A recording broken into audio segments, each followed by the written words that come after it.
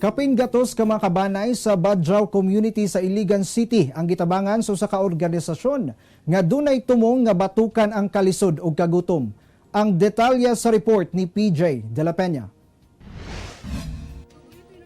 Gihatagan og pagkaon sa non-government organization nga Save the Children ang kapin 160 ka mga kabanay sa komunidad sa mga Badjao sa Barangay Tambakan sa Iligan City.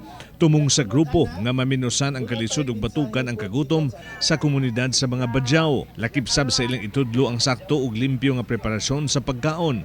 Ang among mga programa ug among mga project nakapokus siya sa mga community o mga population nga marag kailangan dako ang kailangan among kuan gyud kay naapektado sila sa kakulangan sa serbisyo.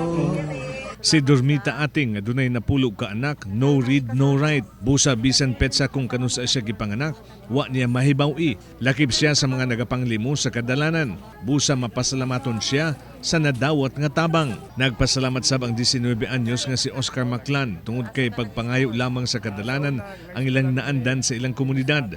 May nungdanon sab alang kaniya nga gitudluan sila sa pagatiman silang kaugalingon lakip sa ilang palibot.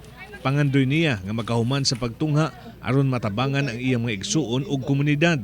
Ganahan ko nga padayon akong pag-eskwela para aron matabangan na ako akong mga tribo nga makabalo sila nga unsay himuon ba. Aron makabalo sila manulat, mamasa.